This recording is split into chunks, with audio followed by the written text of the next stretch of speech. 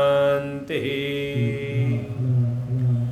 ॐ पार्थाय प्रतिबोधितां भगवता नारायणेन स्वयं व्यासेन ग्रथितां पुराणमुनिना मध्ये महाभारतम् अद्वैतामृतवर्षिणीं भगवतीम् अष्टादशाध्यायनीम्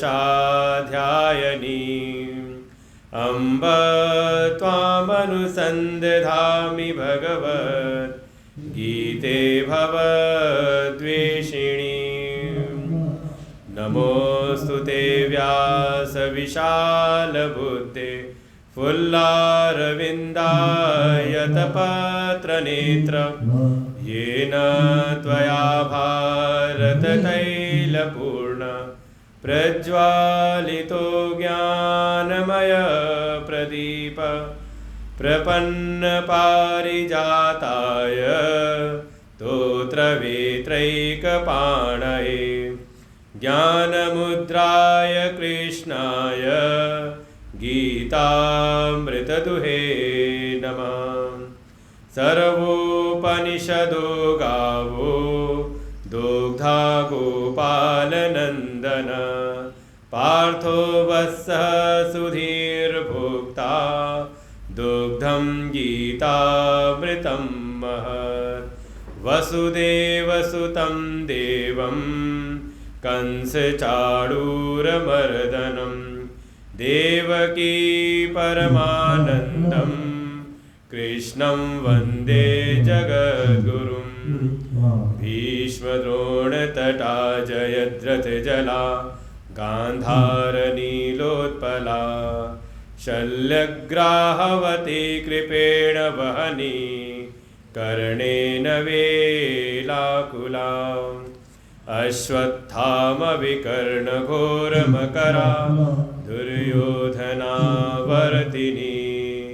सोतीर्णा खलु पाण्डवैरणनदी कैवर्तकः केशव पाराशर्यवच सरोजममलं गीतार्धगन्धोत्कटम् नानाख्यानककेसरं हरिकथा सम्बोधना बोधितम्।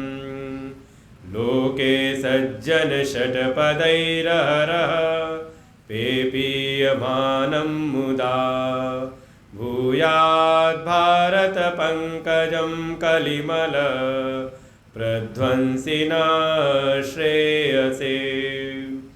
मूकं करोति वाचालं पङ्गुं लङ्घयते गिरिं यत्कृपातमहं वन्दे परमानन्दमाधवम्।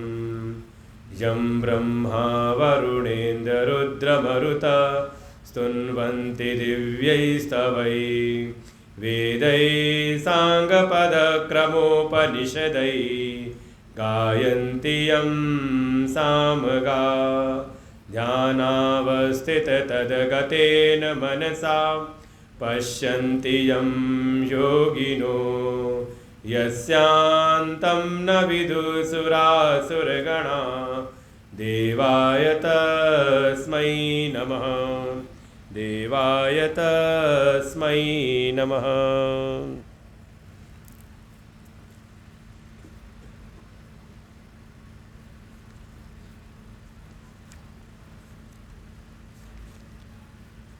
छत्तीसवें श्लोक से पाठ करते हैं। तीसरा अध्याय। अर्जुन उवाच अथ केन प्रयुक्तोऽयं पापं चरति पूरुषः अनिच्छन्नपि वाष्णेय बलादिव नियोजितः काम एष क्रोध एष रजोगुणसमुद्भवः महाशनो महापाप्मा विद्येनमिह वैरिणम् धूमेनाव्रियते वह्नि यथादर्शो मलेन च यथोल्बेनावृतो गर्भः तथा तेनेदमावृतम् आवृतं ज्ञानमेतेन ज्ञानिनो नित्यवैरिणा कामरूपेण कौन्तेय दुष्पूरेणानलेन च इन्द्रियाणि मनोबुद्धिः अस्याधिष्ठानमुच्यते एतैर्विमोहयत्येष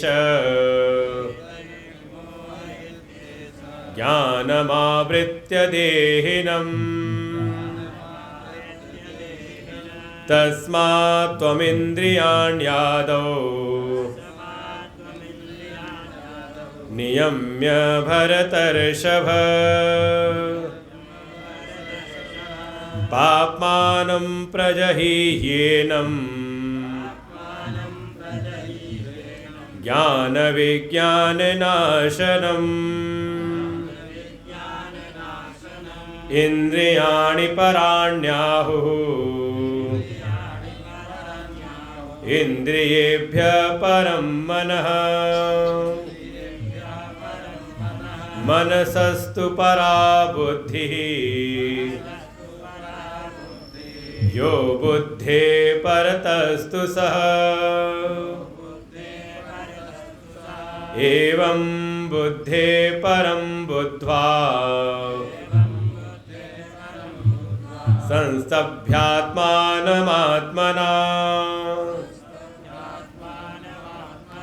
जहि शत्रुं महाबाहो कामरूपं दुरासदम् कामरूपं दुरासदम् ॐ तत्सदिति श्रीमद्भगवद्गीतासु उपनिषत्सु ब्रह्मविद्यायां योगशास्त्रे श्रीकृष्णार्जुनसंवादे कर्मयोगो नाम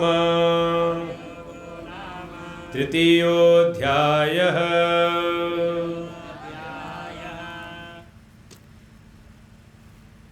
श्रीमद् भगवद गीता के तृतीय अध्याय, जिसका नाम ही है कर्मयोग। जैसी अर्जुन की मनस्थिति थी, अर्जुन विषाद और शोक से ग्रसित होकर के जो अपना कर्तव्य, जो उसका स्वधर्म था, धर्म की रक्षा के लिए युद्ध करना, उससे पलायन कर रहा था।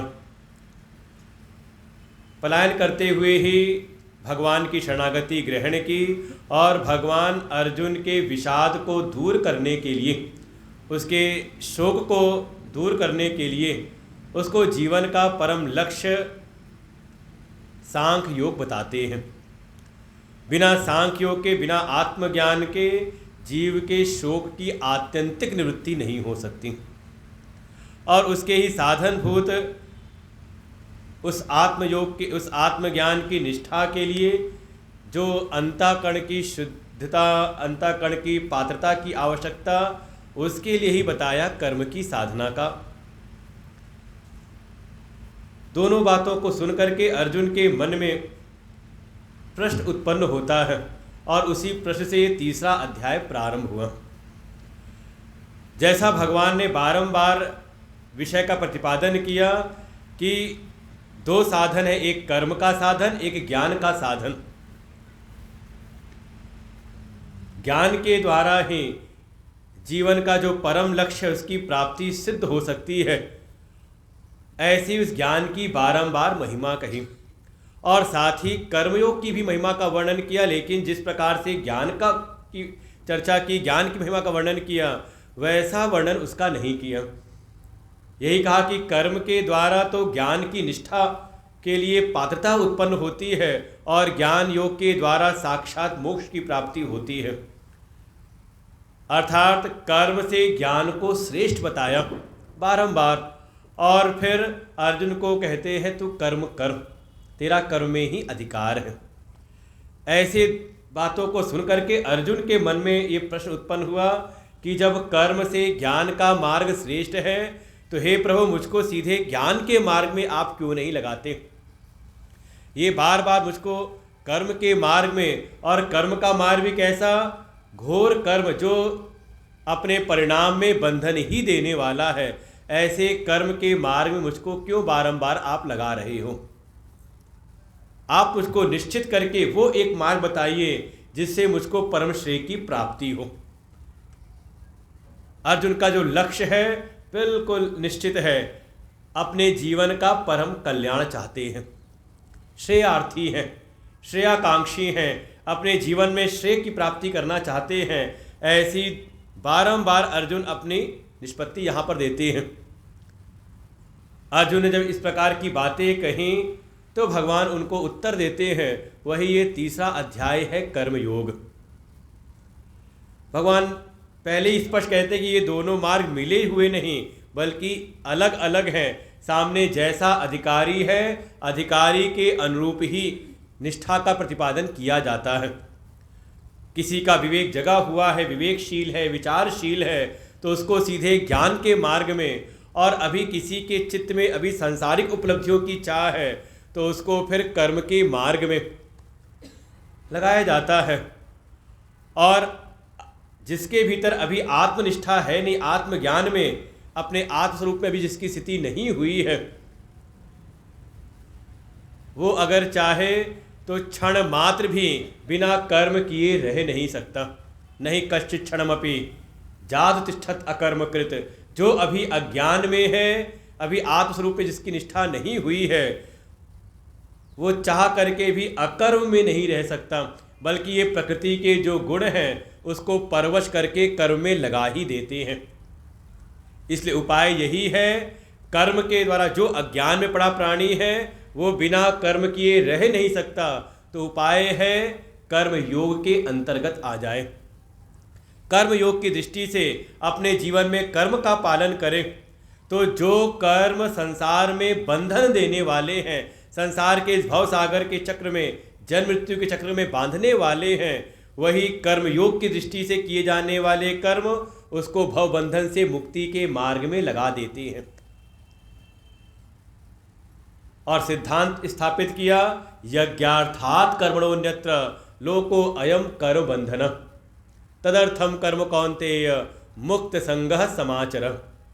हे अर्जुन, इस संसार में जो यज्ञार्थ भाव से किए गए कर्म हैं, उसके अतिरिक्त इस यज्ञार्थ भावना से रहित जो भी कर्म हैं वही संसार में बंधन डालते हैं। इसलिए उपाय यही है कि हम जो भी करें वो यज्ञार्थ भावना से युक्त होकर के कर्म करें। यज्ञार्थ भाव तो कहा, यज्ञार्थ में, यज्ञ के भीतर वास्तव में त्याग छुपा हुआ है। बिना त्याग के यज्ञ कार्य संपादित नहीं होते। अर्थात त्याग की भावना के साथ युक्त होकर के अपने जीवन के सभी कर्मों का हम संपादन करें। मुक्त संगः समाचरः, बिल्कुल अपनी हर एक प्रकार की आसक्ति को, चाहे वो वस्तु में हो, चाहे व्यक्ति में हो, चाहे कर्मों में हो, चाहे कर्म के फल में आसक्ति हो, उन समस्त प्रकार की आसक्तियों का त्याग करके, यहाँ तक कि अपने निज संकल्पों का भी, अपने निज स्वार्थ का भी त्याग करके किसी श्रेष्ठ के लिए समर्पित भावना से कर्म करें।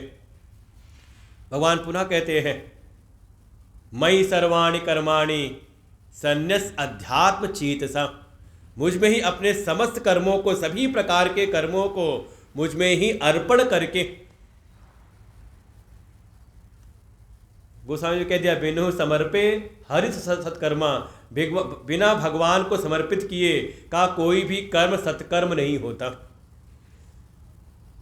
भगवान को ही अर्पण करके, और अर्पण करने के साथ साथ भावना कही कोई मजबूरी में नहीं, भय से नहीं, किसी लोभ के कारण नहीं, बल्कि कहा अध्यात्म चेतसा, थोड़ी अपनी आध्यात्मिक स्थिति को मजबूत करते हुए, अपनी विवेक बुद्धि को जगाते हुए सदैव ये भान बना रहे ये सारा जगत ही ईश्वर का स्वरूप है, और मैं ईश्वर के सेवक के समान, जैसे कोई सेवक सदैव अपने स्वामी के प्रति समर्पित रहता है, ऐसे ही मेरे जीवन में जो भी कर्म हो रहे हैं वो वास्तव में परमात्मा के लिए ही मैं कर रहा हूं।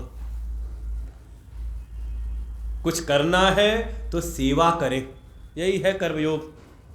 अपने निज स्वार्थों का त्याग करके, और यही स्थिति बनती परिवार में भी सुख शांति का। परिवार में अगर सबके सब अपनी अपनी इच्छाओं के अनुसार जीवन जिए, अपने अपने संकल्पों के लिए, अपने अपने आग्रहों के लिए, तो परिवार भी विखंडित हो जाता है, संगठित नहीं रहता। हर जगह पे जहाँ भी हो, कहा त्याग की भावना के साथ में, क्योंकि ये त्याग का स्वर, ये यज्ञ का स्वर ही हमारी नैसर्गिक जो हमारा स्वभाव है। क्योंकि सृष्टि के जो सृष्टिकर्ता ब्रह्मा है, प्रजापति, उन्होंने यज्ञ के स्वर के साथ में ही सारी सृष्टि का उन्होंने सृजन किया है। इसे सारी सृष्टि में देखें, सारी प्रकृति में देखें, तो सब के सब त्याग करने में लगे हुए हैं। पूरा एक सृष्टि का चक्र ही दिखा दिया, कैसे कैसे एक से दूसरा जुड़ा हुआ है। एक से भागवत जी में भी आता है, जीवो जीवस जीवनम, एक जीव का जीवन दूसरे पर निर्भर है। ऐसी सारी प्रकृति एक दूसरे के लिए करने में लगी हुई है, और जो कोई इस सृष्टि में आ करके इस सृष्टि के चक्र का पालन नहीं करता है, एवं प्रवर्तितम चक्रम न अनुवर्तति यः अघायु इंद्रियारामः मोघम पार्थ सजीवति। कोई केवल अपने निज स्वार्थों के लिए, अपने इंद्रियों के भोग के लिए, केवल अपनी इंद्रियों को तृप्त करने के लिए कोई अगर इस सृष्टि के चक्र का पालन नहीं करता, त्याग की भावना से युक्त होकर कर्म नहीं करता, तो वास्तव में उसका जो भी जीवन है वो पाप करते करते ही बीत रहा है। ऐसे प्राणी का जीवन व्यर्थ है। इसलिए कर्म करना हो तो इस भावना के साथ कर्म करें। तो कब तक करना पड़ेगा? तो भगवान ने 2 श्लोकों में वो लक्ष्य दिखाया, वो परम स्थिति दिखाई, जब तक वो स्थिति प्राप्त ना हो जाए। वही इन कर्तव्य कर्मों से मुक्त है जिसकी अपनी आत्मा में ही रति, आत्मा में ही तृप्ति, आत्मा में ही संतुष्टि हो जाती है। यस्त्वात्मरतिरेव स्यात् आत्मतृप्तश्च मानवः आत्मन्येव संतुष्टः तस्य कार्यम न विद्यते। उसके लिए कोई कर्तव्य कर्म शेष नहीं रहता। वो कुछ करे तो उसकी कोई ऐसी कोई उपलब्धि नहीं, और वो कुछ ना करे तो उसको कोई पाप भी नहीं लगता। बस स्थिति यही है, जिसका चित्त केवल अपनी आत्मा में रमण करे, बाहर के विषय में रमण करने की भावना जिसके भीतर न रह जाए, बाहर के संसार के किसी भी विषय की प्राप्ति की कोई उसके अंदर चाह न रह जाए। मिल जाता है, स्वागत है, लेकिन अपने आप कोई नहीं चाहता। कह सकते हैं अप्राप्त की कामना ना हो। कुछ नहीं है उसके पास तो बार बार होता है, ज़्यादातर हमारे जीवन में यही रहता है, कुछ न कुछ पाने की इच्छा। जो नहीं है किसी और के पास देखा तो मन के भीतर होता है कि हाँ मुझको भी ये चीज़ मिलनी चाहिए। का जिसके भीतर अप्राप्त की कामना ना हो, और साथ ही जो प्राप्त है उसमें ममत्व ना हो, यही है रति, तृप्ति, संतुष्टि। केवल अपनी आत्मा में, उसे कोई ममता नहीं, उसमें कोई रमण नहीं, कोई उसे तृप्ति नहीं। जो प्राप्त हुआ केवल जीवन के लिए जो उपयोगी उसको ग्रहण किया, बाकी अपना तटस्थ रूप में, ऐसी भावना हो। और कोई अगर शक्ति संचय हो तो उसका कोई दुरुपयोग भी ना करे। ऐसी स्थिति जिसकी हो जाए उसके लिए कोई कर्तव्य शेष नहीं। इसलिए जब तक ये ऐसी स्थिति ना हो जाए तब तक ज्ञान के को लक्ष्य बना करके कर्म योग को हम अपने जीवन में करते रहें। क्योंकि बहुत सारे पुराने ऐसे श्रेष्ठ पुरुष हैं जिन्होंने कर्म को आधार बना करके ही अपने जीवन में मोक्ष की सिद्धि प्राप्त की है। जनक आदि राजाओं ने दृष्टांत भी दिया भगवान ने। इसलिए अर्जुन तुझे भी करना चाहिए, और उन्होंने तो सिद्धि प्राप्त होने के बाद समाज के लोगों को भी सन्मार्ग पे चलाए रखने के लिए उन्होंने स्वयं अपने जीवन ज्ञान के उपरांत भी उन्होंने कर्म का पालन किया। इसलिए इस लोक संग्रह की भावना से भी हे अर्जुन तुझे कर्म का वर्तन करना चाहिए, क्योंकि जैसा जैसा श्रेष्ठ महापुरुष अपने जीवन में आचरण करते हैं उनको देख करके जो अन्य जन हैं वो भी वैसा ही आचरण करते हैं। और भगवान स्वयं भी अपना दृष्टांत देते, देखो मैं भी तो वही कार्य कर रहा हूं। इसलिए बिल्कुल ज्ञानी होने के बाद भी जब जन सामान्य के बीच जाएं तो उनकी बुद्धि में, जो ज्ञानी जन हैं, जो विद्वान है, कल परसों 2 दिन से लगातार चला आ रहा था, बुद्धि में भेद उत्पन्न ना करें, भ्रम उत्पन्न ना करें। उनके बीच में रह के जैसे वो कर्म कर रहे हैं उनके बीच में रह के कर्म करते उनको वहीं से आगे बढ़ाएं, उनकी बुद्धि में भ्रम उत्पन्न ना करें। ऐसा वर्णन करते हुए भगवान ने कर्म योग के सिद्धांत का वर्णन प्रतिपादन किया। सब कुछ सुनते हुए अर्जुन के मन में प्रश्न आया कि प्रभु ये सारी बातें सुन करके बड़ी अच्छी लग रही हैं और मन में होता भी कि हमें ऐसा ही करना चाहिए, लेकिन ऐसा क्या कारण है कि सब कुछ सुनने समझने के बाद भी, रुचि होने के उपरांत भी ये संसार का जो प्राणी है इस सन्मार्ग में, इस श्रेष्ठ मार्ग में आगे क्यों नहीं बढ़ पाता?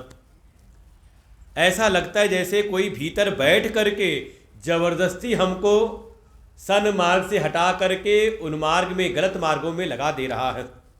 प्रश्न ही अर्जुन ने किया यहाँ पर आकर के 36वें श्लोक में, अथ केन प्रयुक्तोयम पापम चरति पुरुषः अनिच्छन्नपि वाष्णेय बलाद इव नियोजितः। हे प्रभु आपने जो कहा बहुत सुंदर, बहुत अच्छा उपदेश किया आपने हम सभी जगत के प्राणियों के कल्याण के लिए, लेकिन सुनने समझने के बाद भी ऐसा लगता है जैसे ये जो जीव है, जो प्राणी है, किसी के द्वारा, किसी न किसी के द्वारा जैसे जबरदस्ती पाप कर्मों में प्रयुक्त कर दिया जा रहा है, लगा दिया जा रहा है। वही पूछता है किसके द्वारा? ऐसा कौन भीतर है जिसके द्वारा ये संसार का प्राणी गलत मार्ग में लगा दिया जाता है, अनिच्छन्नपि, इच्छा न होते हुए भी। दुर्योधन ने एक समय पूछा अपने आचार्य द्रोण से कि हे आचार्य मैं जानता हूं कि धर्म क्या है, जानामि धर्मम न च मे प्रवृत्ति, मैं जानता हूं कि धर्म क्या है लेकिन धर्म मेरी प्रवृत्ति नहीं होती। और ये भी जानता हूं कि अधर्म क्या है, जानामि अधर्मम न च मे निवृत्ति, जानता हूं कि अधर्म क्या है लेकिन अधर्म से मैं निवृत्त नहीं हो पाता, बच नहीं पाता। लगता है कोई भीतर देवता, कोई ऐसा कोई शक्ति बैठ करके मुझको जबरदस्ती जहां लगा रही वहीं पे मैं लग जा रहा हूं। कह सकते, लगता सबके मन की बात यही है कि जानते हुए झूठ बोलना गलत है, लेकिन मौका पड़े तो किसी को अपशब्द कहना, क्रोध करना गलत है, लेकिन मौका आ जाए तो लगता है जैसे बलात् कोई। और भगवान भाष्यकार तो कहते हैं जैसे राजा इव इति उक्तो दृष्टान्तः, जैसे कोई राजा प्रजा को लगा दे, किसी सेवक को लगा दे। क्यों लगाया नहीं अभी? मन है बाहर घूम करके आना, लेकिन राजा आज्ञा हो गई कि बाहर कोई निकलेगा नहीं, टोटल लॉकडाउन। क्या हुआ? घर के अंदर बैठे रहे, जैसे भी बैठे, मजबूरी में ही।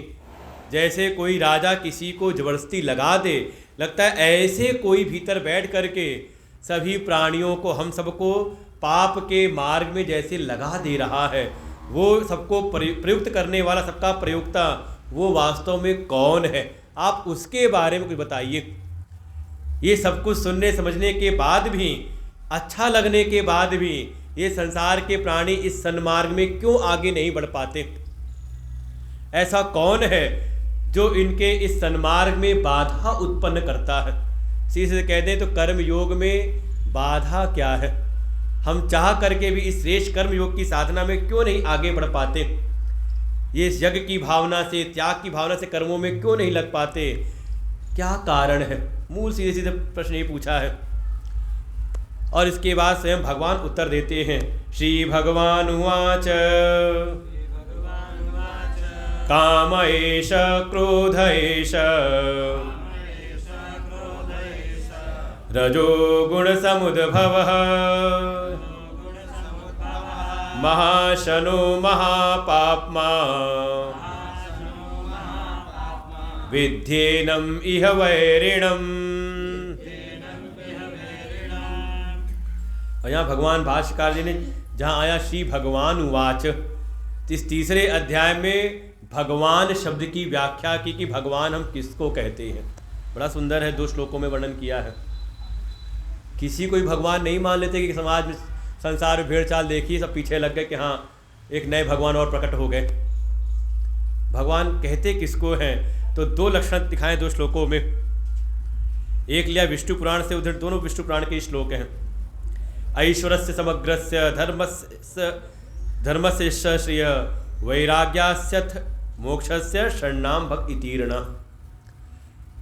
जैसे शब्द ही है भगवान, तो बड़ा परिचित शब्द है, बहुत सारे शब्द ऐसे बनते हैं। धनवान, बलवान, मतलब तात्पर्य क्या है, किसी को भी हम धनवान नहीं कहते। किसको कहेंगे, वान कहते प्रचुरता के अर्थ में, जिसमें प्रचुर मात्रा में वो चीज़ उपस्थित हो तो उसको हम कहते हैं। किसी में धन प्रचुर मात्रा में हो तो उसको हम कहेंगे धनवान। ऐसे ही बलवान किसको कहेंगे, का जिसमें प्रचुर मात्रा में बल हो। ऐसे ही शब्द है भगवान, का जिसमें भग समाहित हो, और वो भग 6 प्रकार के भग हैं। ऐश्वरस्य समग्रस्य धर्मस्य श्रिय, जिसमें समग्र ऐश्वर्य समाहित हो। ऐश्वर्य जैसे हम भी अपना ऐश्वर्य दिखाते हैं, कोई मेहमान आ जाए तो जब आप अपना घर और मकान दिखाते हो, अपनी गाड़ी वाड़ी जो व्यवस्थाएं आप दिखाते हो, पहले लोग खेतों में ले जाते थे खेत दिखाने के लिए, तो क्या दिखा रहे हो उस समय, आप अपना ऐश्वर्य दिखा रहे हो कि वास्तव में पास क्या क्या सामर्थ्य है। ऐसे ही जिनके भीतर समग्र ऐश्वर्य, संसार के प्राणी कितना भी होगा थोड़ा बहुत ऐश्वर्य होगा, लेकिन जिसके भीतर समग्र ऐश्वर्य समाहित हो। फिर ऐसे ही धर्मस्य, थोड़ा बहुत धर्म कर्म तो हम भी कर लेते हैं, लेकिन जो साक्षात धर्म के ही मूर्तिमान हो, समग्र धर्म जिसमें समाहित हो, स्थित हो। फिर तीसरा कहा यश, हमारा भी थोड़ा बहुत यश है, सोसाइटी के लोग जानते हैं, ना हो तो कोई पूरे जिले के लोग जानते हो, लेकिन जिनका यश कैसा, जिसके भीतर समग्र यश विराजमान हो, चारों युग में तीनों लोक में जिसका प्रताप हो, ऐसे समग्र यश जिस पे समाहित हो। फिर श्री का साक्षात लक्ष्मी जिनके चरणों में विराजमान हो, तो क्या कह सकते हैं, समग्र श्री के जो स्वामी हैं। और ऐसे ही वैराग्य और ज्ञान, ये 6 चीज़ें जिसमें समग्र रूप से 6 भग हैं, जिसमें ये समग्र रूप से विराजमान हो, उनको कहते हैं भगवान। और ऐसे ही जो 6 चीज़ों को जानता हो, सृष्टि की उत्पत्ति और प्रलय को, उत्पत्तिम प्रलयम चैव भूतानाम अगतिम गतिम वेत्ति विद्याम अविद्याम च स वाच्यो भगवान इति, उसको हम भगवान कहते हैं। जो सृष्टि की उत्पत्ति और प्रलय दोनों को जानता हो, जो समस्त प्राणियों के आने और जाने को, हम कैसे आए और कैसे कौन किस कर्म के आधार पर कैसे कोई कौन जा रहा है, इसको भी, और साथ ही विद्या और अविद्या दोनों को ही, इन 6 चीज़ों को जानता उसको हम कहते हैं भगवान। किसी को भी नहीं कि चौराहे पे किसी ने कुछ रख दिया और फिर सब लग गए पीछे, और भगवान बचाए हमारे सनातन धर्मावलंबियों को। और जहाँ देखो कहीं नहीं मिला तो मौलवी मज़ारों के पास ही पहुँच जाते हैं पूजने के लिए। जिनको वो नहीं कभी पूछते, वो भी नहीं पूछते, उनके समझना चाहिए कम से कम। वो केवल आपको भ्रमित करने के लिए, कोई फकीर जिसे कहते हैं ना, कोई भीख मांगने वाला, कहीं बैठे बैठे भीख मांगते मांगते मर गया तो वही उसकी मज़ार बना दी, और बस 2-4 ने चादर फूल चढ़ाया, फिर लग गए लाइन। बिल्कुल भगवान कौन है इसको भी जानना पड़ता है शास्त्रों के द्वारा। बच्चे को शांत करके बैठाओ, नहीं तो लेके जाओ। अर्जुन ने पूछा ऐसा कौन है, अथ केन प्रयुक्तोयम, किसके द्वारा ये मनुष्य, ये प्राणी पाप कर्मों में भी लगा दिया जाता है, न चाहते हुए भी, कि रास्ता गलत है लेकिन फिर भी गलत मार्ग में हम चल पड़ते हैं। कौन है ऐसा? भगवान उत्तर देते हैं, हे अर्जुन, कोई और नहीं, काम ईश। ये काम ही है, ये जो मन के भीतर कामनाएं हैं यही है मूल। इसलिए पहले कहा था, जो भी हमारे कर्म है, कर्म के पीछे प्रेरक कहा कामनाएं हमारी बनती हैं। सामान्य स्थिति में, अज्ञान की अवस्था में कर्म हेतु कामस्यात् का ये मूल में कामना, और यही कामना जब कभी बाधित होती किसी के द्वारा, मन में कोई इच्छा है, कोई कामना है और सामने वो पूरी नहीं हो पाए, तो ना पूरी हो पाए तो जिसके कारण ना पूरी हो, जो बाधा बने, का यही कामना फिर बदल जाती है, रूप नया लेती है, तो नाम उसका पड़ता है क्रोध। इसे समझ ले, किसी को गुस्सा बहुत आता हो तो क्रोध का मूल का कामना, कामना ही मूल बैठी हुई। इसलिए एक वचन में कहा है, काम ऐशा क्रोध ऐशा, दो नहीं है, ये एक ही है, कामना ही मूल में है। और यही जब कभी बाधित होती तो यही क्रोध के रूप में आ जाती है, और जब ये कामना और क्रोध उत्पन्न होती है, भीतर आती है, तो यही फिर रजोगुण को उत्पन्न करती है। दोनों चीज़ें हैं, अन्योन्य संबंध है। रजोगुण से ये उत्पन्न भी होती है और रजोगुण को उत्पन्न भी करती है। जैसे मन में कामना आ जाए, तो कभी विचार किया कि हम बैठे हैं जप करने के लिए, भगवान की पूजा करने के लिए, सत्संग सुनने के लिए आए बैठे हैं, ध्यान करने बैठे हैं, और अचानक पूरा काम हुआ नहीं, उठ के चले गए, उठ गए, क्या कारण है? पूजा करते करते, ध्यान करते करते, जप करते करते कोई मन की तरफ कामना आ जाए, कोई भी आपको काम याद आ जाए, अरे ये काम तो अधूरा रह गया, क्या हुआ? आप बैठ नहीं सकते।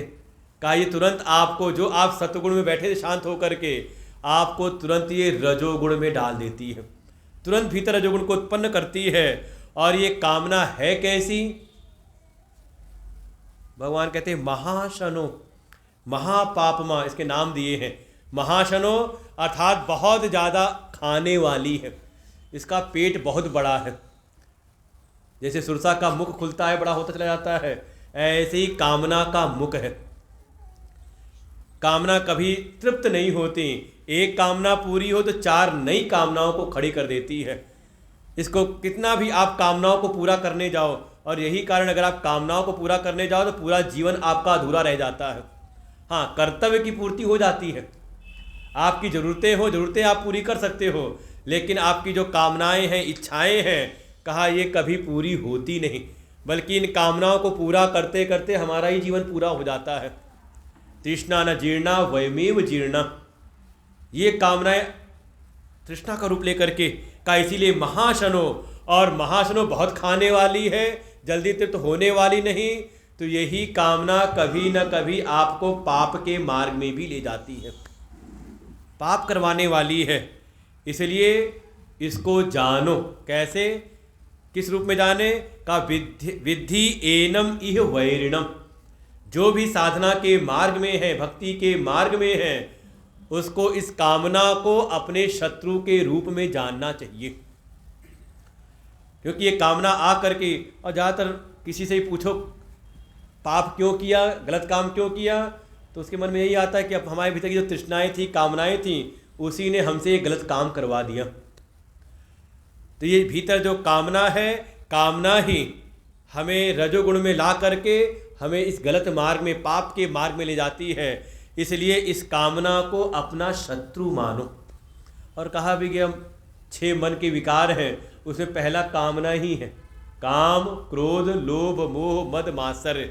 क्योंकि कामना ऐसी कि कामना भीतर आई, कामना अगर बाधित हो जाए तो क्रोध को उत्पन्न करती है, और कामना पूरी हो जाए तो कामना तृप्त नहीं होती, बल्कि वो लोभ को उत्पन्न करती है। और बढ़ते बढ़ते जितना मिल जाए उतना ही लोभ और बढ़ता है, और कभी न कभी उस लोभ के कारण हम पाप कर्म भी में लग जाते हैं। इसलिए पाप के समान ही है, इसको बिल्कुल अपने शत्रु के समान जाने। और है क्या, किस प्रकार से ये कार्य करती कामना, तो उसको भी बताया अगले श्लोक में। कथम वैरी, किस प्रकार से शत्रु है। धूमेनाव्रियते वह्नि यथादर्शो मलेन च यथोल्बेनावृतो गर्भः तथा तेनेदमावृतम्। कहा ये जो कामना है भीतर बैठ करके एक आवरण बना देती है। तेन इदम आवृतम, ये आवृत कर देती है। किसको आवृत करती हो अगले श्लोक में बताएंगे, लेकिन कैसे आवृत करती, कैसे आवरण बनाती है, तो 3 दृष्टांत दिए। धूमेन आवृतम वह्नि, जैसे अग्नि से उत्पन्न जो धुआं है, एक समय धुआं अग्नि को ही ढक लेता है। ये तो अनुभव होगा, देखा होगा, बिल्कुल व्यवहारिक दृष्टांत भगवान दे रहे हैं। कारण मूल है अग्नि, अग्नि से ही धुआं उत्पन्न हुआ है और उत्पन्न होकर के एक समय अग्नि को ही वो ढक लेता है। जैसे अग्नि से उत्पन्न धुआं अग्नि को ही ढक लेता है, ऐसे कामना भीतर से उत्पन्न हुई और जिसमें उत्पन्न होती उसी के स्वरूप को कहा वो ढक देती, आवरण डालती है उसके ऊपर। फिर दूसरा दृष्टांत दिया, यथादर्शो मलेन च, यथा आदर्श, आदर्श माने दर्पण। जैसे दर्पण को धूल के कण ढक लेते हैं, धूल की एक परत। आप 8-10 दिन के लिए घर से बाहर चले जाओ घूमने के लिए, वापस आओ तो शीशे के ऊपर एक परत जम जाती है धूल की। अच्छा, अग्नि ढक जाए धुएं से, एक फूंक मारो, अग्नि प्रज्वलित होती है और धुआं हट जाता है, अग्नि प्रकट हो जाती है।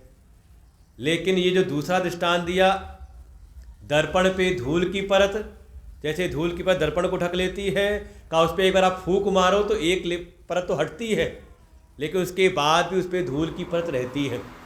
उसको साफ करना हो तो आपको कोई कपड़ा उठा करके उसको साफ करना पड़ता है, थोड़ा प्रयास ज़्यादा करना पड़ता है।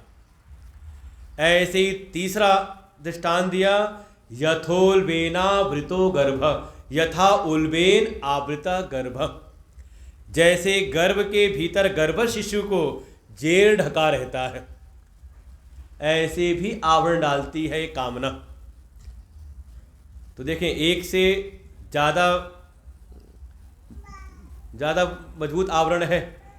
अग्नि को आवृत किया था धुएं ने, आपने फूंक मारी और अग्नि प्रकट हो गई। शीशे पे थी जो धूल की परत थी, फूंक मारी तो थोड़ी सी हटी, लेकिन पूरी नहीं हटी। आपको थोड़ा उस पर प्रयास करना पड़ता है, थोड़ा परिश्रम करना पड़ता है। लेकिन अगर जेर में आवृत कोई गर्भ शिशु है तो का वो आपके प्रयास से नहीं, बल्कि उसमें आपको प्रतीक्षा करनी पड़ती है। समय का इंतजार, धैर्य पूर्वक आपको इंतजार करना पड़ता है। वो उसको ढकी रहती है। किसको, तो अभी आगे अगले श्लोक में बताएं किसको ढकती है। और कहते हैं जिससे वो उत्पन्न हो रही उसी को ढकती है, उसके स्वरूप को ही। लेकिन इसको ऐसे समझ सकते हैं, ये 3 जो कामनाएं, वो 3 प्रकार की कामना होती है। एक सत्वगुणी, दूसरी रजोगुणी और तीसरी तमोगुणी।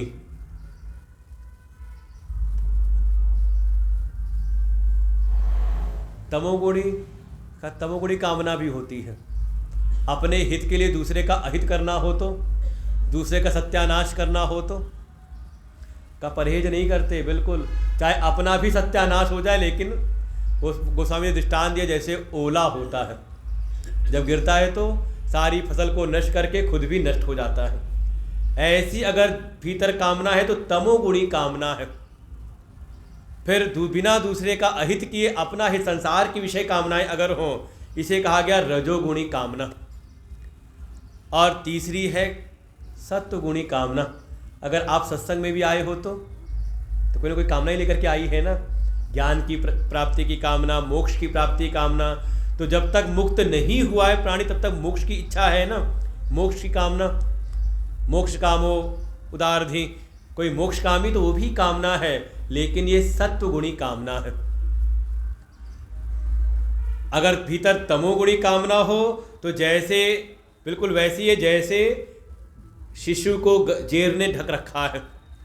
तमोगुणी कामना किसी के भीतर है तो उसमें साधना करते करते समय लगता है, तुरंत नहीं साफ होगी कामना वो। कि एक दिन गए सत्संग में और काम हो जाए।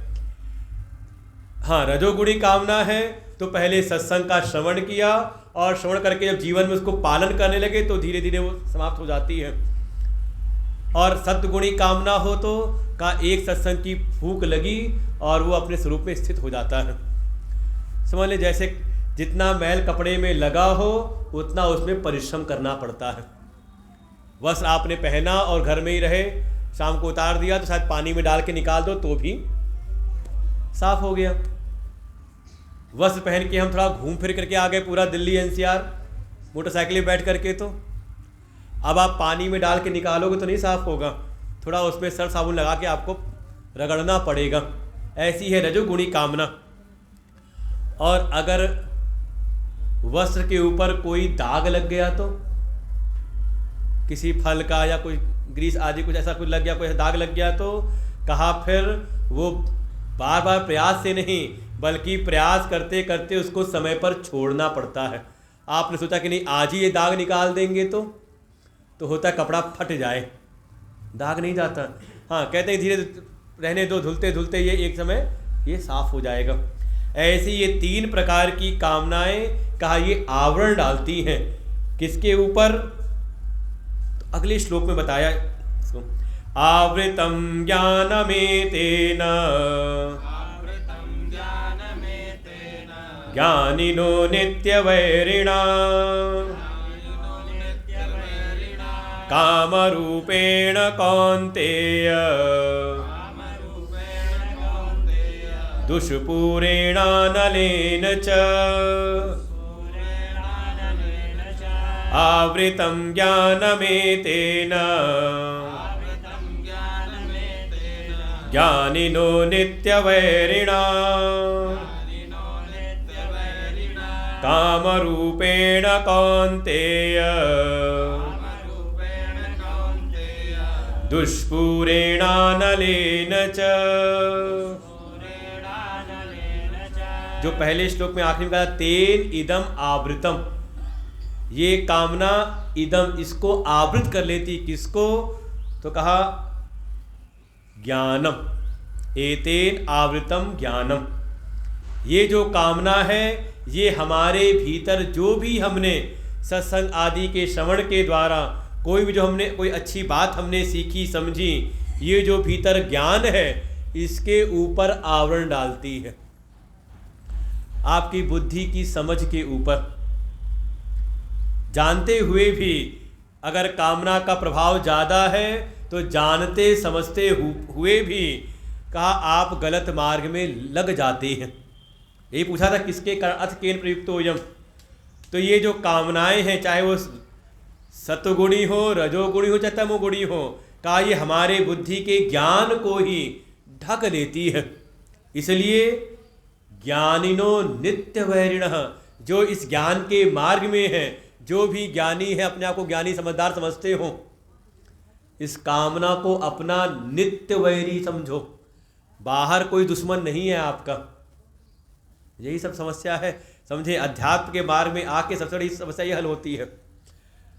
एक सामान्य संसारी है, वो अपने दुखों का कारण बाहर ढूंढने लगता है, इसके कारण दुख हूँ, ये दुश्मन है, पक्का दुश्मन मेरा है। सारी दुनिया में ठीक है लेकिन ये पड़ोसी हमारा, हाँ बिल्कुल।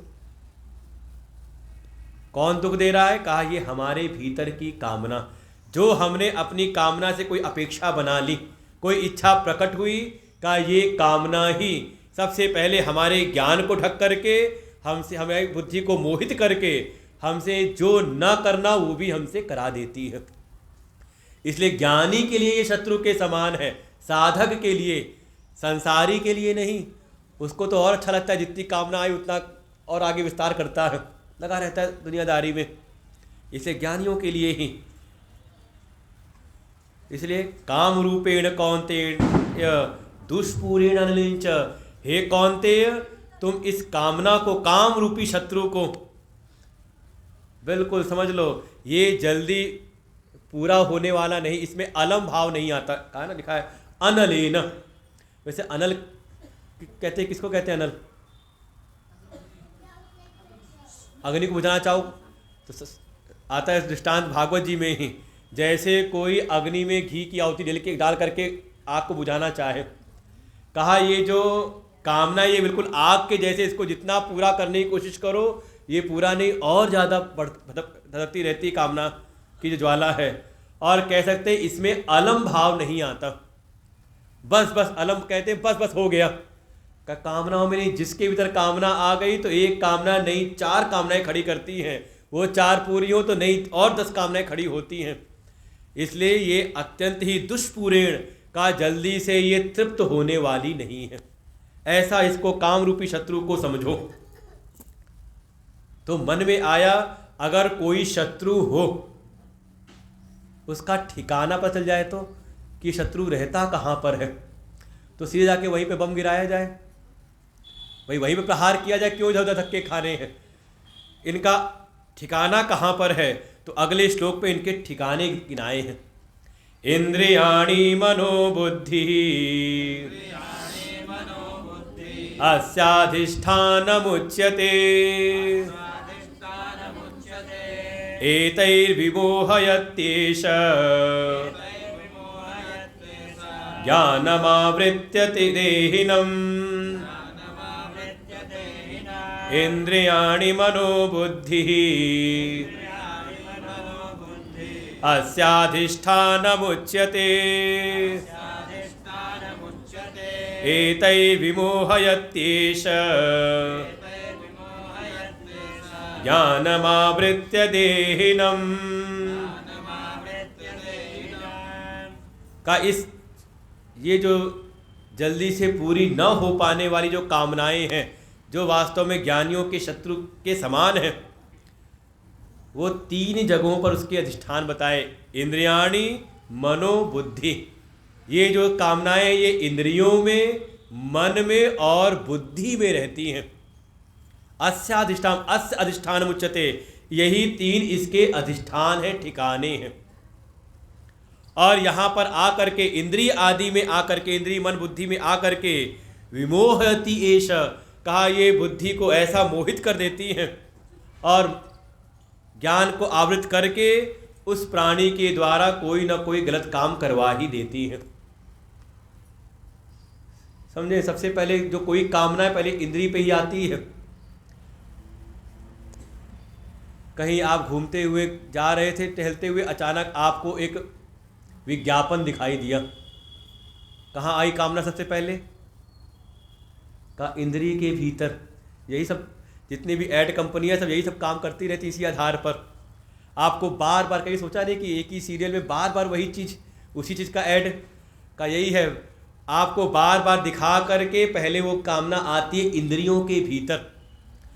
और वो ऐसी बात बताते हैं, बिल्कुल ऐसी बात कहेंगे, अगर आपके पास ये चीज़ नहीं है तो समझ लो आपके पास कुछ नहीं है, आपका जीवन अधूरा है।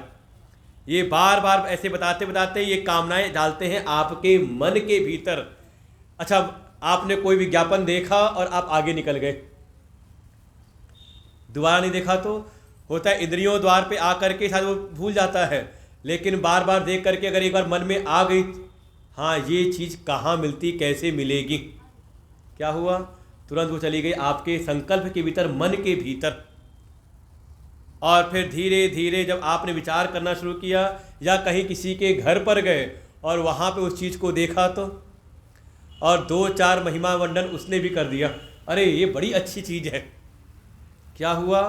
अब तो मन में आया इसको तो लाना ही लाना है, कहाँ मिलेगी, कैसे मिलेगी, कैसे भी, कहा यही कामना चली गई आपकी बुद्धि के भीतर। तो यही 3 इंद्रिय, मन और बुद्धि, यही 3 इसके अधिष्ठान है। तो उपाय क्या है, कैसे करें? भगवान अगले श्लोक में उपाय बताते हैं। तस्मात् त्वमिन्द्रियाण्यादौ नियम्य भरतर्षभ पाप्मानं प्रजहीह्येनं ज्ञानविज्ञाननाशनम्। तस्मात् त्वमिन्द्रियाण्यादौ नियम्य भरतर्षभ पाप्मानं प्रजहीयेनं ज्ञानविज्ञाननाशनम्। ये जो कामना है साक्षात आपसे बार बार न चाहते हुए पाप के मार्ग में लगाने वाली, और कैसे लगाती है? कहा ज्ञान विज्ञान नाशनम। आपके भीतर का जो ज्ञान है, और ज्ञान ही केवल बौद्धिक ज्ञान है जो आपने अनुभव भी कर लिया हो एक बार। दो शब्द हैं, ज्ञान और विज्ञान। एक अध्याय का नाम ही आगे, 7वें अध्याय का नाम ज्ञान विज्ञान योग। ज्ञान जो भी आपको बौद्धिक समझ आ गई है, आपने सुना, बुद्धि में तो समझ आ गई, लेकिन आपका भी अनुभव नहीं है। और वही कोई आपने ज्ञान सुना और उसको अपने जीवन में अनुभूत भी कर लिया, तो अनुभूति जो हो गई उसका नाम है विज्ञान। विज्ञान वाला कोई साइंस नहीं यहाँ पर।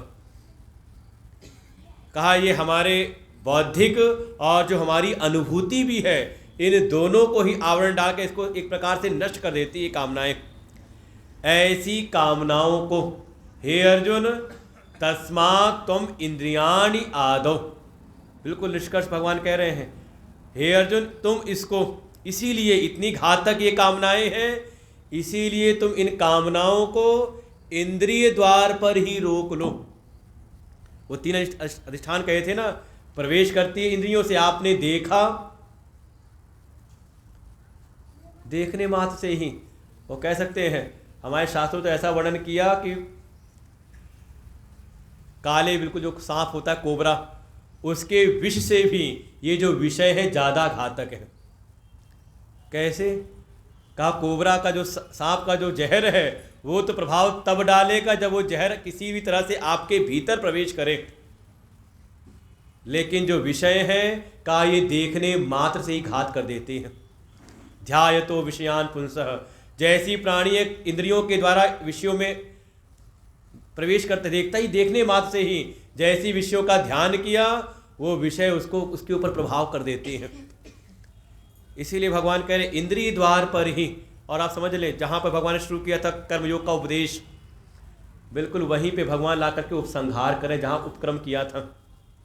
यस्तु इंद्रियाणि मनसा नियम्य आरभते अर्जुन। हे अर्जुन, सबसे पहले अपनी ज्ञान इंद्रियों को संस्कारित मन के द्वारा अपने वश में करो। इसलिए इंद्रिय संयम के बगैर आप सोचो कि पहुंच जाएं हम अध्यात्म के मार्ग में, संभव है नहीं।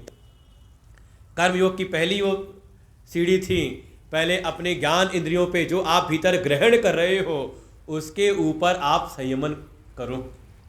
भगवान कह रहे इंद्रिय द्वार पर इन कामनाओं को रोक लो, नियम्य यहीं पर रोक लो, क्योंकि ये जो कामना एक बार भीतर प्रवेश कर गई तो मन बुद्धि प्रवेश करके कहा न चाहते हुए आपको पाप के मार्ग में भी लगा सकती है और आपके ज्ञान विज्ञान सबका नाश कर सकती है। इसलिए थोड़ा त्याग करें, परहेज भी करें, इंद्रिय के ऊपर संयम करें। तो क्या इंद्रिय संयम करने से ही काम हो जाएगा? और इंद्रिय संयम का आधार क्या बनाएं? तो अब 2 श्लोकों में एक प्रकार से अगले अध्याय की संगति भी है, और ये 2 श्लोक बहुत महत्वपूर्ण हैं। ये हमारे उपनिषद के ही मंत्र हैं, कठोपनिषद के, बिल्कुल भगवान ने उद्धृत किया वहाँ से। जब भी हम इन कामनाओं के ऊपर इंद्रियों का संयम करें, इंद्रिय द्वार पे कामनाओं को रोकें, तो आधार क्या बनाएं? आधार क्या हो इस संयम का? क्योंकि बिना आश्रय के, बिना मजबूत आधार के आप एक कदम भी साधना के मार्ग में आगे बढ़ नहीं सकते। आलंबन किसका ले? इंद्रियाणि पराण्याहु इंद्रियेभ्यः परं मनः मनसस्तु परा बुद्धिः यो बुद्धे परतस्तु सः। इंद्रियाणि पराण्याहु इंद्रियेभ्यः परं मनः मनसस्तु परा बुद्धिः यो बुद्धे परतस्तु सः। एवं बुद्धे परं बुद्ध्वा संस्तभ्यात्मानमात्मना जहि शत्रुं महाबाहो कामरूपं दुरासदम् कामरूपं दुरासदम्। और एक प्रकार से ये दो श्लोक जो है ये ध्यान में प्रवेश कराने का भी साधन है। जब मन में होता है ध्यान कैसे करें, तो भगवान ने एक प्रक्रिया बताई, थोड़ा श्रेष्ठता का विचार करो। जिस चीज़ में आप लगे हुए हो विचार करो, क्या इससे भी कोई श्रेष्ठ चीज़ है, इससे भी क्या कोई परे, इससे भी कोई अच्छी कोई वस्तु है। तो वैसे ही भगवान एक क्रम बताते हैं कैसे आप बाहर से भीतर की ओर प्रवेश करें। आधार क्या हो इंद्रिय का संयम करने के लिए, तो कहा इंद्रियाणि पराण्याहु। आहु मतलब जो पंडित, जो विवेकी हैं, जो विचारशील हैं, जो अपना कल्याण करना चाहते हो, ऐसे जो साधक हैं थोड़ा विचार करें कि ये बाहर के जो स्थूल पदार्थ हैं इससे अपनी इंद्रियां श्रेष्ठ हैं। विषय तो बाद में मिल सकते हैं, लेकिन अगर इंद्रिय में दोष आ गया तो, या कह सकते हैं स्थूल शरीर से ज़्यादा श्रेष्ठ है आपकी ये सूक्ष्म इंद्रियां। इसलिए हाथ पैर में कहीं चोट लग जाए तो चल जाता है, लेकिन अपना चेहरा हम ज़्यादा बचाते हैं। क्यों? क्योंकि सारी इंद्रियां इसी में है। देखने की इंद्री, सुनने की इंद्री, सूंघने की इंद्री, रसना इंद्री, त्वचा की भी। इसलिए सबसे ज़्यादा किसको ध्यान देते हैं? इसको बचाने का प्रयास करते हैं। किस लिए? कहा बाकी जो स्थूल शरीर है या बाहर के स्थूल पदार्थ हैं उससे जो ये इंद्रियां हैं अत्यंत ही सूक्ष्म हैं, इससे परे है, श्रेष्ठ हैं और इसमें व्याप्त की हुई है। ऐसा विचार करके बाहर के पदार्थों से अपनी इंद्रियों पर आ जाएं।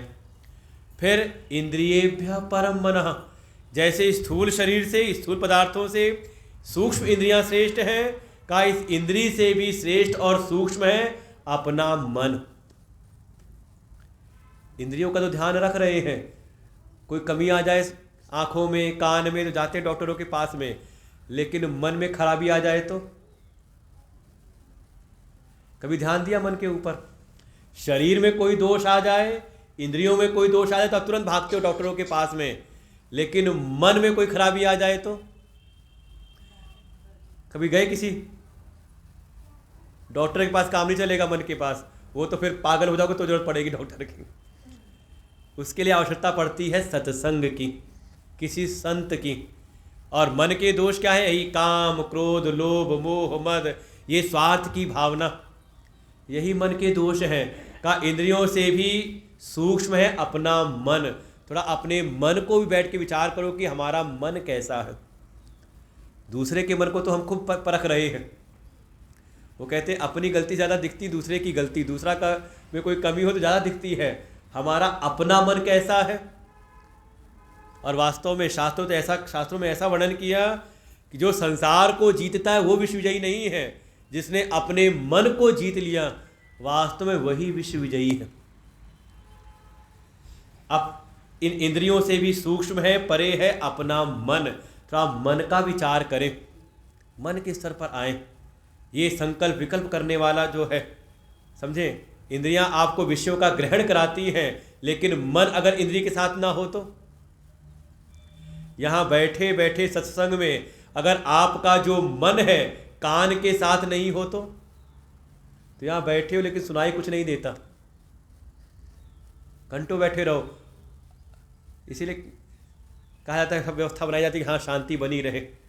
और जहाँ मन चला गया आँख के साथ में, तो कान में क्या शब्द पड़े उसका बोध नहीं होता। और कई बार होता है सामने से कोई निकल जाए, पता नहीं चलता है कौन निकला था यहाँ से। क्यों? क्योंकि मन कहीं और था। आप कहते भी तुम्हारा मन कहाँ है। तो इंद्रियों से भी श्रेष्ठ है, सूक्ष्म है संकल्प विकल्प करने वाला मन। फिर मनसस्तु परा बुद्धि, कहा मन भी चलता है बुद्धि के विवेक विचार के आधार पर, ज्ञान के आधार पर। इसलिए मन से भी परे है, श्रेष्ठ है, सूक्ष्म है बुद्धि। बुद्धि को देखें, बुद्धि जो निश्चय कराने वाली है। एक बार बुद्धि ने जो निश्चय कर दिया, मन तो उसके अनुसार फिर कार्य करता है। सारी इंद्रिय रूपी घोड़ों को उसी रास्ते पर लगा देता है, लेकिन निश्चय करे बुद्धि। उससे भी सूक्ष्म है, श्रेष्ठ है बुद्धि। बुद्धि का विचार करें, बुद्धि में संस्कार कैसे हैं। बुद्धि रूपी, ये बुद्धि को कहा था सारथी, आत्मानम रथिनम विद्धि शरीरम रथमेव तो, ये शरीर ही रथ है, जीवात्मा इसका स्वामी है, बुद्धि इसकी सारथी है, मन लगाम है, इंद्रियां घोड़े हैं। आपने अपनी बुद्धि रूपी सारथी पर किसको बैठाया है? अहंकार को, अज्ञान को, या जैसे अर्जुन ने अपने सारथी जगह बैठा दिया भगवान को? बुद्धि में कैसे संस्कार बैठे हैं, वही आपके सारे जीवन को चलाता है। तो इससे भी श्रेष्ठ है बुद्धि।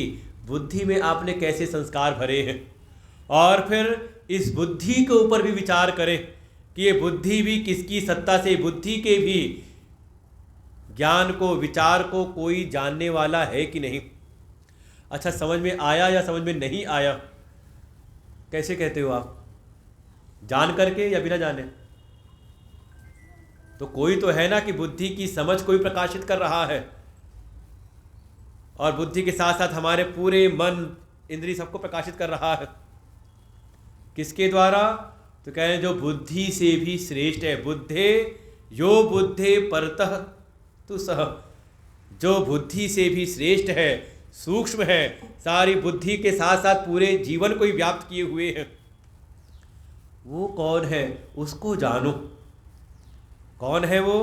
तो कहा इस प्रकार, एवं इस प्रकार बुद्धे परम आत्मानम, इस बुद्धि की भी जो साक्षी है, बुद्धि को भी जो प्रकाशित करने वाली जो अपनी आत्मा है, बुद्धवा, उसको जानकर, कैसे? का संस्तभ्य आत्मना, अपने अंतःकरण को ही स्तंभित करके, थोड़ी साधना के द्वारा ध्यान में जा करके, उछल कूद करते हुए नहीं, चलते फिरते नहीं, थोड़ा समय ध्यान में बैठें, और फिर बाहर के विषयों को, बिल्कुल ये क्रम है, ये सारा जो जगत, ये दृश्य है, देखने वाला कौन है? कहा हमारे नेत्र। देखो भीतर आने की विधि है। फिर नेत्र को भी जानने वाला तो कोई है ना, नेत्र से कभी दिखाई दे रहा, कभी नहीं दिखाई दे रहा, तो नेत्र को जानने वाला कौन है? कहा वो मन है। फिर मन सुखी है, दुखी है, मन को प्रकाशित करने वाला, कहा बुद्धि, और बुद्धि के भी ज्ञान को प्रकाशित करने वाला, बुद्धि की समझ ना समझ को प्रकाशित करने वाला, का सर्व साक्षी अपना आत्म स्वरूप है। अपने उस आत्मा में स्थित होकर के अपने अंतःकरण को, अपने मन बुद्धि चित्त को स्तंभित करें, एकाग्र करते हुए अपनी आत्मा में ही स्तंभित कर दें। सीधे कह सकते हैं, अपनी समस्त चेष्टाओं को, अपनी समस्त वृत्तियों को अपने आत्म स्वरूप में ही स्थित कर दें, और स्थित हो करके जही शत्रु महाबाहो, हे महाबाहो, हे अर्जुन, तुम इस काम रूपी दुरासदम, बहुत ही अत्यंत ही दुष्कर, जो बड़े कठिनाई के द्वारा पार किया जा सकता है, ऐसे काम रूपी शत्रु को तुम त्याग दो। आधार बनेगा अपने आत्म स्वरूप में स्थित होकर के ही। बिना अपने आत्म स्वरूप में स्थित हुए, ठीक है, आप परहेज करोगे, त्याग करोगे, तो धीरे धीरे जिन जिन विषयों का आप त्याग करोगे, तो एक दिन विषय भी आपका त्याग करने लगेंगे। ये होता है अपने अनुभव में। विषया विनिवर्तन्ते निराहार से देहिना, जो धीरे धीरे जिन जिन विषयों का त्याग करने लगे, धीरे धीरे विषय भी उसका त्याग कर देते हैं। नहीं होता? किसी को शुगर हो जाए तो जहाँ जाता है, नहीं मीठा नहीं खाना है, नहीं मीठा नहीं खाऊंगा, मीठा नहीं खाऊंगा। कुछ दिन बाद आप पहुँचे, बैठे नहीं कि ऑर्डर हुआ चाय का, वो चाय का ऑर्डर देने वाले कहते हैं इनके लिए फीकी चाय लाना है कि नहीं? धीरे धीरे वो विषय ही आपके पास। अच्छा, किसी व्यक्ति से आप मिलना जुलना बंद कर दो तो क्या होगा? कुछ दिन वो भी आपसे मिलना जुलना बंद कर देगा। तो निराहार मतलब विषयों का त्याग करते करते विषय भी एक समय आपका त्याग कर देते हैं। लेकिन बुद्धि के भीतर जो रस बुद्धि बैठी हुई है, वो विषय था तो बड़ा अच्छा था, वो वस्तु थी तो बड़ा अच्छा उसका रस था, वो जो व्यक्ति था बड़ा अच्छा। अच्छा, इसका अनुभव सबसे ज़्यादा होता है जो कोई व्यसन करते हो और व्यसन करके छोड़ दे तो। अब मन के भीतर देखो दो चलेगा, एक तो लगता है कि नहीं नहीं ये शरीर के लिए घातक है, लेकिन तभी दूसरा मन क्या कहेगा, अच्छा तो रहता है, जब जिस समय वो कष्ट लग रहा होता है तो, या ग्लास हाथ में होती है तो लगता है सब दुनियादारी भूल जाती है कि नहीं। किसी प्रकार का कोई व्यसन हो जिसको, उनको बड़ा पक्का अनुभव हो सकता है इस बात का। कहा ये जो रस बुद्धि है संसार के विषयों की में प्रति, क्योंकि वो कई जन्म जन्मांतर के संस्कार आपके भीतर हैं। अरे भोजन का ही रहता है, कुछ नहीं तो भोजन का ही। एक दिन किसी को भोजन न मिले तो, जो स्वस्थ व्यक्ति ठीक ठाक व्यक्ति है, खाता पीता है, अगर 1-2 दिन भोजन ना मिले, 3 दिन तक भोजन ना मिले तो कुछ होने वाला नहीं उसका। लेकिन डर कितना है, अरे आज खाना नहीं मिला, भोजन नहीं मिला। चाय की लत लगी हुई हो तो चाय ना मिले तो कुछ नहीं, लेकिन आज सर दर्द हो रहा, चाय नहीं मिली सर दर्द होना शुरू हो गया। क्या है, ये जो विषय का आपने त्याग तो किया, लेकिन विषयों में जो रस बुद्धि बैठी थी पूर्व के संस्कारों के कारण, कहा वो आपको पुनः पुनः उस विषय में लगा देती है। इसलिए जब तक परम दृष्ट्वा न निवर्तते, जब तक आप अपने आत्मस्वरूप का अनुभव नहीं कर लेते, तब तक पूर्ण रूप से इन कामनाओं पर विजय प्राप्त हो नहीं सकती। इसलिए कहा जहि शत्रु महाबाहो काम रूपम ददासदम, अपने अंतःकरण के द्वारा, समाहित अंतःकरण के द्वारा, संस्कारित अंतःकरण के द्वारा अपनी समस्त अंतःकरण की वृत्तियों को अपने आत्मस्वरूप में ध्यान की अवस्था में ही स्तंभित करके अपनी समस्त कामनाओं का त्याग कर दो। क्योंकि ये कामना ही जो है, यही हमारी प्रबल शत्रु है, जो हमें इस सन्मार्ग से गलत मार्ग में लगा देती है। ऐसा उपदेश करके भगवान अपना उपदेश यहीं पर विश्राम देते, पूरा नहीं होता, विश्राम देते, इसके आगे की बात भी है। और भगवान फिर इस ज्ञान की महिमा का वर्णन करते हैं अगले अध्याय में। भाई कोई भी बात हो तो जब तक बताया ना जाए कि नहीं बड़े बड़े लोग इसका इस्तेमाल करते हैं, तब तक आपके मन में भी नहीं आता कि हाँ ये वस्तु का हम भी इस्तेमाल करें। तो भगवान वही उदाहरण देते हैं अगले अध्याय में ही कि इस योग को, इस ज्ञान को कोई आसान मत समझो, कोई सहज नहीं है। कहा ये सृष्टि के पूर्व मैंने सूर्य को दिया था, सूर्य से फिर उसके पुत्र व्यवसत मनु को, और फिर उनके पुत्र इक्ष्वाकु, ऐसी राजर्षियों में, राजाओं में, जो राजा भी थे और थोड़ा तपस्वी भी थे, ऐसे राजर्षियों में का ये ज्ञान प्रवाहित था। इसलिए इस ज्ञान के प्रति अपने महत्व को कम मत करो, इस ज्ञान के प्रति हमारे हृदय के अंदर महत्व बुद्धि बढ़े। कथा कहानी भी जो जितनी पुरानी कथा है वो भी इसी ज्ञान के लिए ही है। ये मूल सिद्धांत है जो श्रीमद् भगवद गीता में है, जिसपे मुख्य रूप से कर्मयोग का प्रतिपादन भगवान ने किया। कर्मयोग माने का निस्वार्थ भाव से सेवा, अपने संस्कारित मन के द्वारा इंद्रियों का हम संयमन करें, आहार की शुद्धि करें, और जो भी शक्ति संचय है उसके द्वारा हम सेवा करें। अपने निसंकल्पों का समष्टि संकल्पों में, भगवत संकल्पों में त्याग करके, विलय करके, तो वही जो कर्म संसार में बंधन देते हैं, वही हमारे कर्म बंधनों से मुक्ति के साधन बन जाते हैं। यही भगवान ने उपदेश दिया अर्जुन को। बाकी हम लोग अब आगे जैसा भगवान की इच्छा होगी, अगला अध्याय श्रीमद् भगवद गीता का। लेकिन दुर्लभ है ये ज्ञान, संसार के प्राणियों में महत्व भी नहीं है और सुनने को जल्दी मिलता नहीं। कथा कहानी आपको खुद सुनने को मिल जाएगी, लेकिन गीता का उपदेश जो साक्षात हमारे वेद उपनिषदों का सारभूत है, स्वयं भगवान ने उपदेश किया था अर्जुन को, वही श्रीमद् भगवद गीता का ये उपदेश हमारे लक्ष्मी माता जी और सुनील जी के माध्यम से ये आयोजन हुआ। हमारे आचार्य लोगों ने पाठ भी बढ़िया किया सब साथ में ही। ऐसे ही जब भगवान की कृपा होगी फिर कभी बैठ करके श्रीमद् भगवद गीता किसी और अध्याय का, या क्रमशः अगले अध्याय के चौथे अध्याय का ही, इसका नाम था कर्म योग। अगला अध्याय क्या है? ज्ञान कर्म संन्यास योग। समझे? पहले कर्म में लगाया और फिर इन कर्मों से कैसे छूटा जाएगा, कहा ज्ञान के द्वारा ही कर्म का संन्यास होता है, बिना ज्ञान के नहीं। मयि सर्वाणि कर्माणि अध्यात्म चेतसा संन्यास, अध्यात्म चेतसा, आध्यात्मिक चित होकर के, बिल्कुल आध्यात्मिक वेग के साथ में कर्म का समर्पण होता है, मनमाने तरीके से नहीं। तो वही प्रसंग हम लोग का अगला अध्याय का है, तो हम लोग आगे देखेंगे। आज यहीं पर विश्राम लेते हैं। ओम पूर्णमदः पूर्णमिदं पूर्णात् पूर्णमुदच्यते पूर्णस्य पूर्णमादाय पूर्णमेवावशिष्यते। ओम शांति शांति शांति। हरि ओम। श्री गुरुभ्यो नमः। हरि ओम।